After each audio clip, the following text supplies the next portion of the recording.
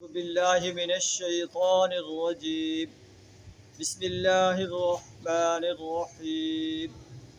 ولقد أرسلنا نوحا إلى قومه فقال يا قوم اعبدوا الله ما لكم من إله غيره أفلا تتقون. وقال الملأ الذين كفروا من قومه ما هذا إلا بشر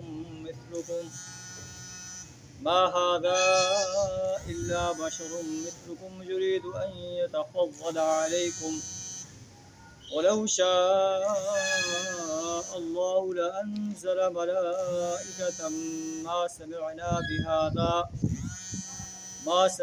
بهذا في آبائنا الأولين. صدق اللہ العظیم. سورہ المومنون آیت نمبر 23 اور 24 آپ کے سامنے تلاوت کی. ان آیات کے اندر اور اس پورے رکوع کے اندر اللہ تبارک و تعالیٰ حضرت نوح علیہ السلام کا واقعہ بیان فرما رہا ہے. حضرت نوح علیہ السلام کا واقعہ بیان فرما کر اللہ تعالیٰ قریش مکہ کو خبردار کر رہا ہے کہ محمد صلی اللہ علیہ وسلم جو دعوت پیش کر رہے ہیں یہ وہی دعوت ہے جو حضرت نوح علیہ السلام نے اپنی قوم کو پیش کی. آپ کی قوم نے آپ کی دعوت کو رد کر دیا تھا اور آخرکار اللہ نے پانی کے عذاب میں انہیں غرق کر دیا.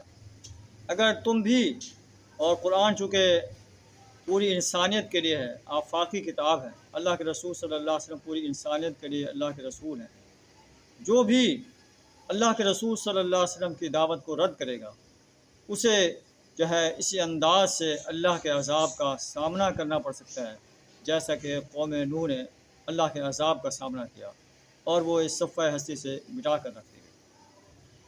آیات کا ترجمہ کچھ اس طرح ہے: وَلَقَدْ أَرْسَلْنَا نُوحًا إِلَىٰ قَوْمِهِ، ہم نے نوح علیہ السلام کو اس کی قوم کی طرف بھیجا.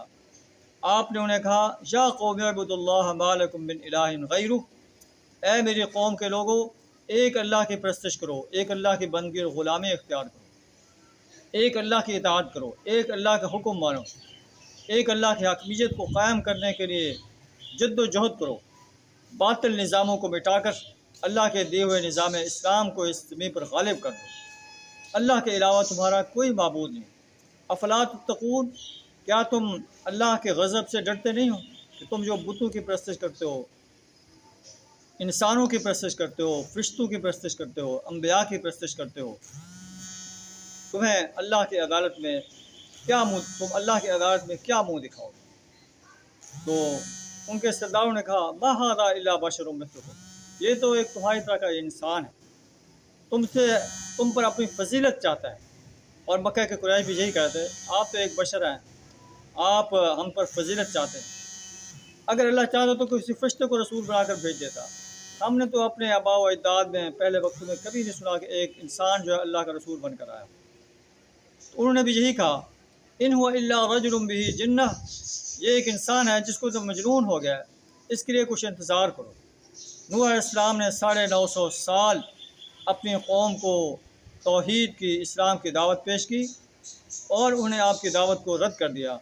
فما آمن معه الا قلیل، بہت کم لوگ جو ہے آپ پر ایمان رہے. نوح علیہ السلام نے اللہ سے درخواست کی کہ اے اللہ میری مدد فرما، رب انصرنی بما کذبون، اے اللہ میری مدد فرما، انہوں نے میری تکذیب کی. رب انی مغلوب فانتصر، اے اللہ میں مغلوب ہوں میری مدد فرما. رب لا تذر علی الارض من الکافرین دجارا، اے اللہ اس زمین پر کافروں کا کوئی گھر نہ چھوڑ. اللہ فرماتا ہے کہ ہم نے نوح علیہ السلام کو باش کی، کشتی بناؤ ہمارے سامنے ہمارے حکم سے. جب ہمارا عذاب آیا ہم نے تنور کو حکم دیا، اس سے پانی ابلنا شروع ہو گیا، نکلنا شروع ہو گیا. آسمان کو حکم دیا، اس نے پانی برسانا شروع کر دیا. زمین نے پانی اگلنا شروع کر دیا اور سارا پانی پانی ہو گیا.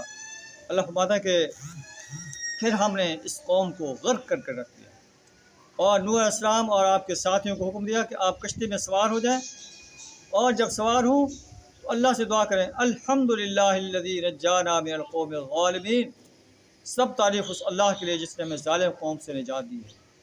اور کہیں رب انزل لی منزلا مبارکا وانت خیر المنزلین، اے اللہ ہمیں بابرکت جگہ اتار، بابرکت تو بہترین جگہ دینے والا ہے. ہماری بہترین مہمانی فرما دے۔ اللہ فرماتا ہے کہ ان قصوں میں، ان واقعات میں نشانیاں ہیں۔ وَإِن كُنَّا لَمُبْتَلِينَ، اور ہم آزمائش تو کر کے ہی رہتے ہیں۔ قریش مکہ کو بھی خبردار کر دیا جا رہا ہے کہ قوم نوح کے پر جو عذاب آیا اس میں تمہارے لیے نشانیاں ہیں۔ اگر تم بھی نبی صلی اللہ علیہ وسلم کی دعوت کو رد کرو گے تو تمہیں بھی ایسے ہی صفحہ ہستی سے مٹا کر رکھ دیا جائے گا۔ اللہ سے دعا تعالیٰ ہمیں اپنی ہی بندگی کرنے، اپنی ہی پرستش کرنے، اپنی ہی اطاعت کرنے، اپنے ہی حاکمیت کو تسلیم کرنے اور اپنی حاکمیت کو، اپنے دیے ہوئے نظام کو اس سرزمین پر قائم کرنے کے لیے اپنا کردار ادا کرنے کی توفیق عطا فرمائے۔ وآخر دعوانا الحمد للہ رب العالمین۔